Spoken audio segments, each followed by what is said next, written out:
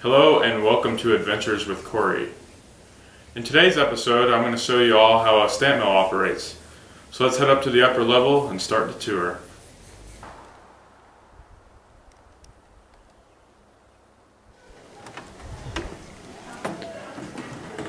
So the upper level was known as the hopper room, and this is where ore was dumped. Ore cars hauled the mined rock into the mill from the tunnels.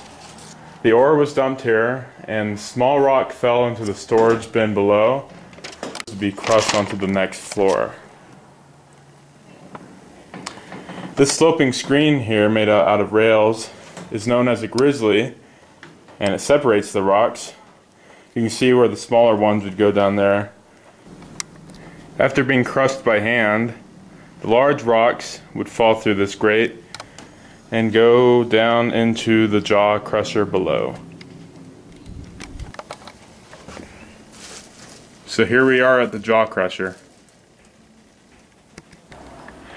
So here at the jaw crusher, larger rock was crushed before falling into the storage bin below, and a canvas and rubber belt brought power up from a Pelton wheel down below. At the jaw crusher, the larger rock would fall into it through this device right here.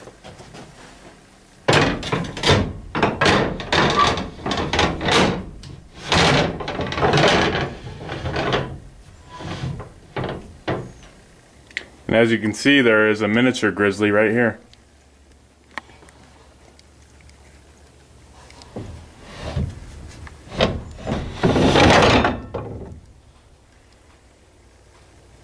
The jaw crusher would break the ore into pieces smaller than 1.5 inches.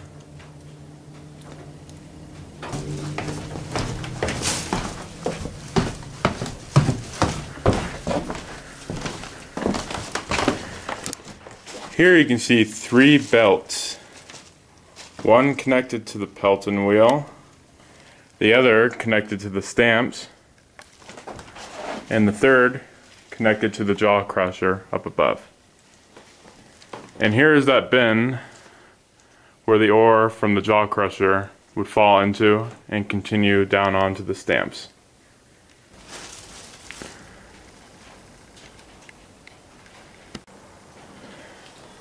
This specific mill has 10 stamps.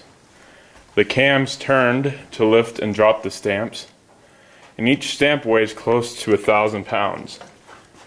And the stamp's firing order was 1, 3, 5, 2, and 4. Wood wedges would be put in place when the stamps were not operating. Here, ore enters the stamps. Each ton of ore was mixed with about 5 tons of water and a small amount of liquid mercury. Gold, silver, and copper bonded with the mercury. On the other battery, you can see a battery screen. And as you can see, it was a very fine screen.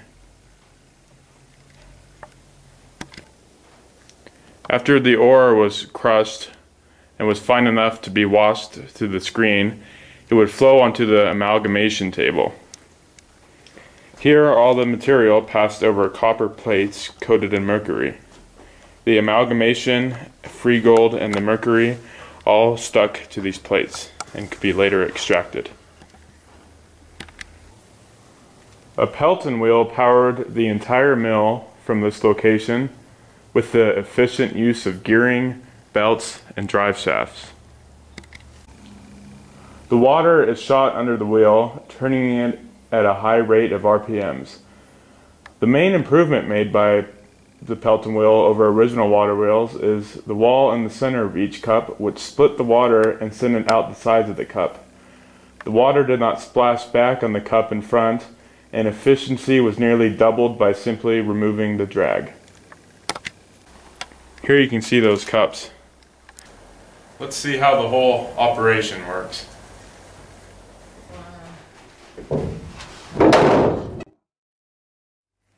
In the end, all the material would go to the shaker table, where all the gold would be collected in the ridges.